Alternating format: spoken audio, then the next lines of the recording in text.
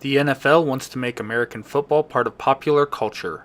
A presentation by Kevin Garrett, Pikes Peak Community College, 29 July 2016. My thesis for this presentation is that American football has folk cultural origins, but the game has grown to dominate American pop culture, and now the NFL has set its sights on becoming part of the global pop culture. No matter how popular the NFL gets, the game of American football will always have its roots in the college game. On November 6, 1869, Princeton and Rutgers played the first football game in the United States of America. While the game is credited as being the first football game, it was played using a modified version of the rules set forth by the London Football Association and resembled soccer more so than the game of football we know today. During the next decade, rugby overtook football, traditionally known as soccer in the U.S., as the more popular sport amongst Eastern schools.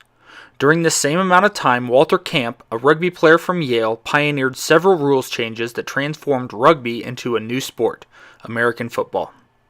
On January 1, 1890, members of the Valley Hunt Club paraded through the streets of Pasadena, California, with their horse-drawn buggies decorated with flowers, and they spent the rest of the day competing against each other in foot races and tug-of-war contests.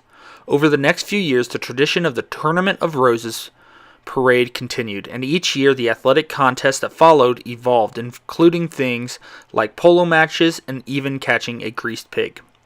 In 1901, the new president of the Pasadena Tournament of Roses decided to find a more popular sport to publicize the town's Rose Festival. He chose one of the new up-and-coming pastimes in the United States, college football. So on January 1st, 1902, the town hosted a game between the best college football team in the East, the powerhouse Michigan, versus the best team the West had to offer, Stanford. The game was such a mismatch that Stanford's coach conceded defeat with 8 minutes left to play in the game, while the score was 49-0.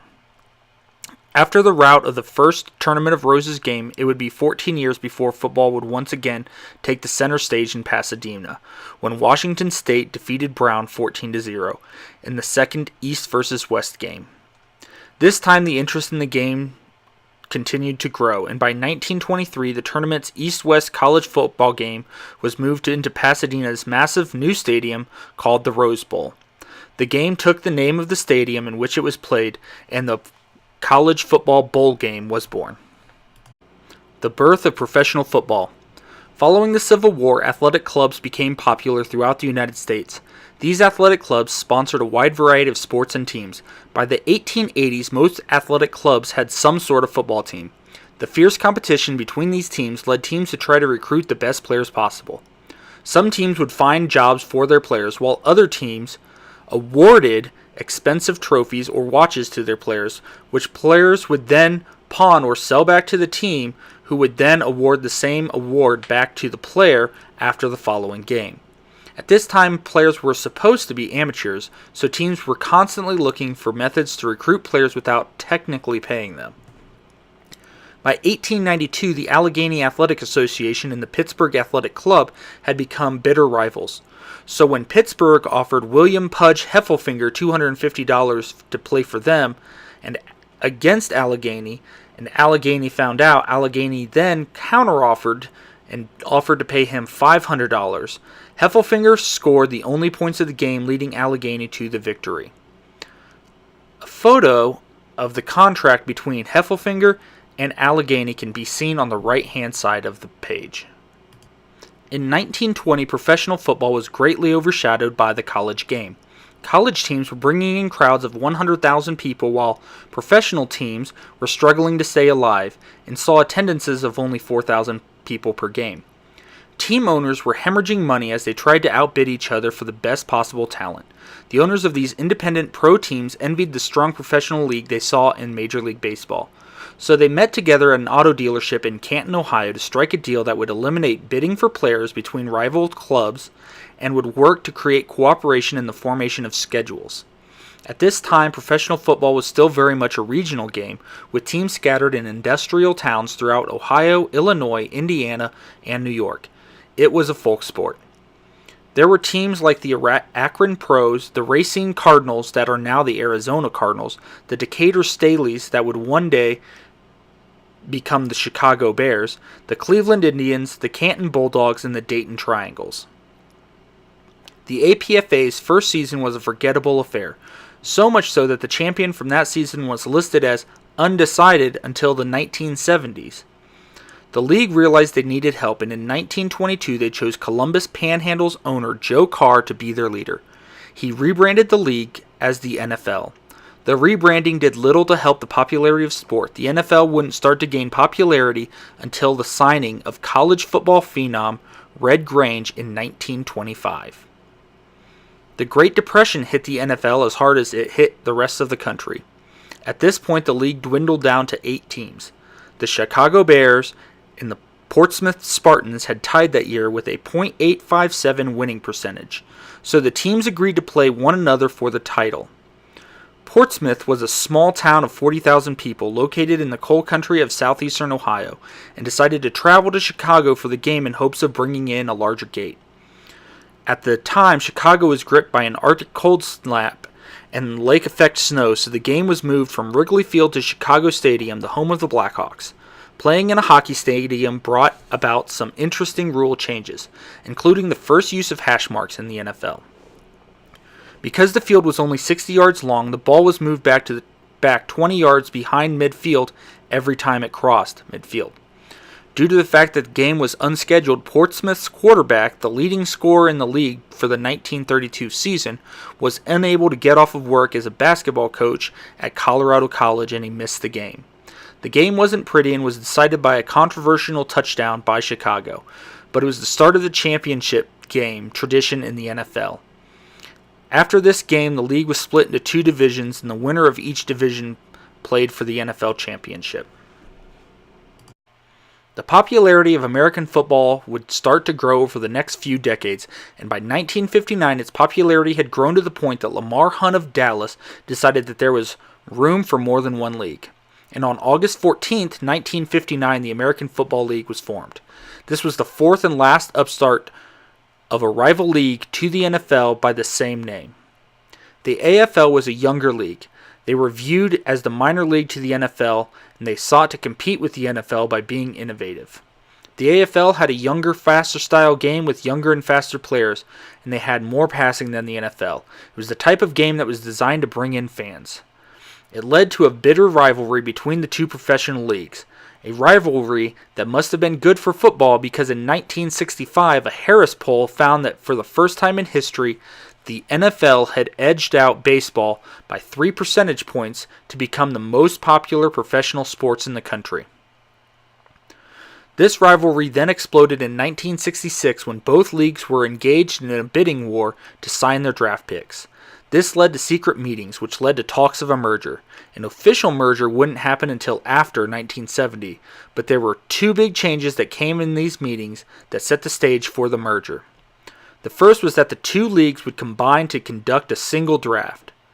The second was that the 2 leagues agreed to a 4-year NFL versus AFL championship series. The television rights were sold, and the Super Bowl was born, although it didn't take on the name of the Super Bowl until after Super Bowl III. From that point on, the NFL has never looked back in the United States. Today, the NFL is everywhere. They own one day of the week, and Super Bowl commercials are the most expensive airtime networks can sell, and the league is a $14 billion a year industry. Despite the popularity of the NFL within the United States, it is still struggling to find its way in the world. As you can see in this graphic, soccer is by far the most popular sport in the world, and it isn't even close. In all reality, the sport has European imperialism to thank for that. As Western occupation brought Western culture, it brought with it the Western idea of sport. This is where the NFL would like to be at some point, but right now they aren't even close.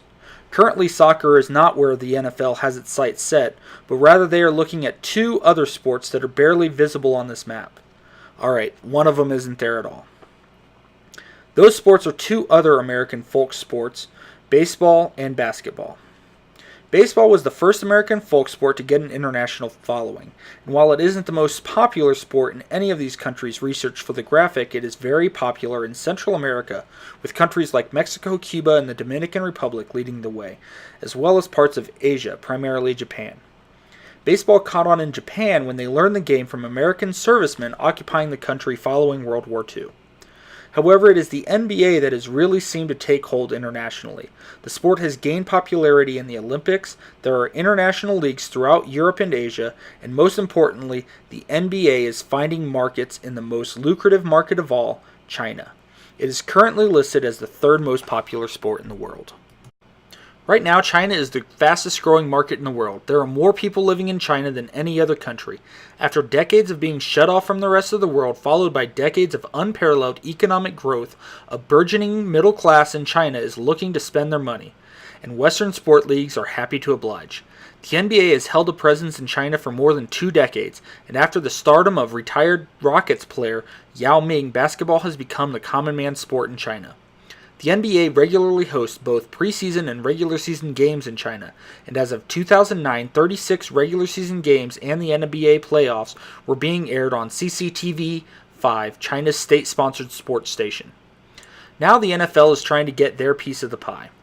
Their first attempt took place in 2007 when they planned on holding a preseason game in China, but backed out when they realized that more awareness was needed to be raised before a game in China could be attempted.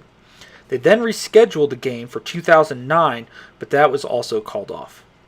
Instead, in 2007, they decided to produce a television series called NFL Blitz that showed a popular Taiwanese band touring the United States and taking part in the NFL's game day festivities. In 2010, the NFL was working on broadcasting their Sunday night games on Chinese networks. I couldn't find any information on how well the plan worked out, but considering the fact that CCTV-5 has more content than they have time to show, plus the fact that the station is state-run so they're unwilling to pay the price of the lucrative television contracts found in the West, and the fact that Monday morning in China is when those Sunday night games are played in the United States, it seems unlikely that it was a huge success. As of 2015, the new strategy involved coming to terms on media rights, particularly digital rights, as the NFL plans on streaming their games to China via the internet. Right now, there is some speculation going around in the NFL that there could be a regular season game held in China as early as 2018. China is receiving the bulk of NFL's attention in Asia right now, but Japan is also on the radar. Currently, Japan is a second-tier project for the NFL in Asia. In addition to Asia, the NFL is looking to expand into both Central and South America. The NFL has been focusing on bringing in more Hispanic fans in the United States. The NFL has worked to include Spanish commentary to the NFL games. In 2010, the NFL started broadcasting Sunday night games on Televisa in Mexico. This was the first time that the games had been broadcasted in Mexico since 2002. The NFL also partnered with TV Azteca to develop a customized version of the NFL Red Zone package that would be produced in Spanish that could be sold throughout the Americas as well as parts of Europe. After the success that the NFL has had with the games in London, it will be adding Mexico to its series of international games on November 21st, 2016, when the Texans and Raiders square off in Mexico on Monday Night Football. The NFL will also have their eyes on Rio this summer during the Olympics. Brazil is another country the NFL would like to expand to. Right now, it seems like the only game the NFL just can't figure out is the Pro Bowl. For years, the game was held in Hawaii, then the NFL decided to move it around, then they changed the format, and then they moved it back to Hawaii. Well, in 2015, there was a lot of discussion about moving the Pro Bowl to an international location, specifically Brazil. Ultimately, the NFL decided to move the game to Orlando while going back to the NFC versus AFC format. However, if things go well in Rio this summer and the Pro Bowl doesn't improve, it is possible that the NFL may be eyeing their new Olympic Stadium in Rio for a Pro Bowl game in the very near future. Despite the allure of Asian markets and population and the proximity of Central and South America, it is Europe that has garnered the bulk of the NFL's attention. The NFL has been working on a presence in Europe for over a quarter century. Their first endeavor was NFL Europe. In some ways it was like a minor league for the NFL, but each team was required to include a minimum number of local players mixed in with American talent. By the time the league folded in 2007, 6 of the 14 teams were scattered throughout Germany. The success of NFL Europe is that it started a grassroots system in Europe, particularly in Germany, and today there are hundreds of football clubs throughout the continent playing in everything from youth leagues to semi-pro American football leagues.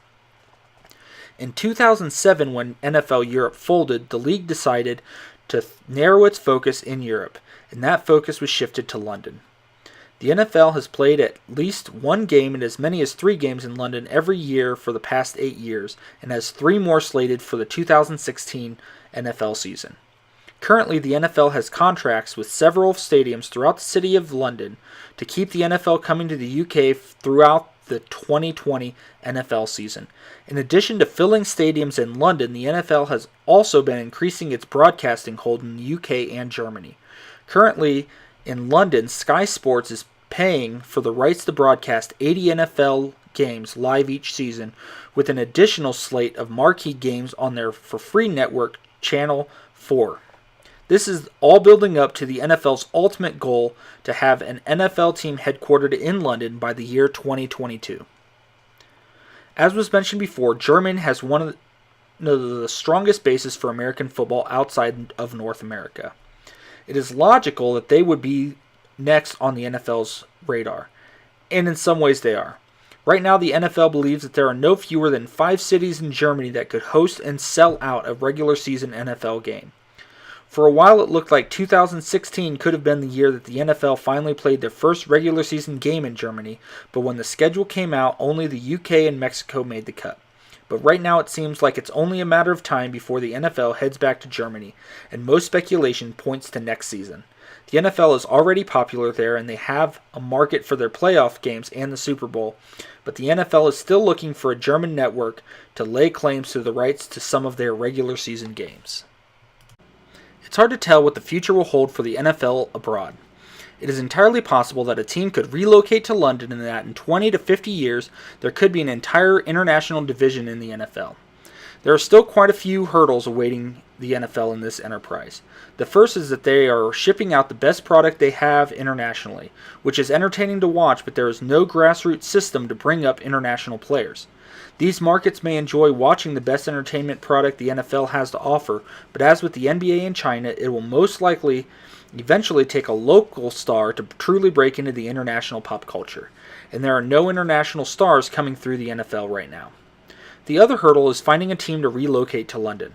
Los Angeles, one of the largest sports markets in the United States, has been without an NFL team for decades.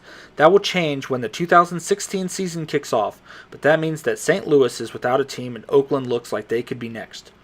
Currently, there aren't enough teams to fill American markets, which seems to be better investment than Europe right now. The other hurdle is that at some point, the people watching these games in London are going to want to see a game that matters.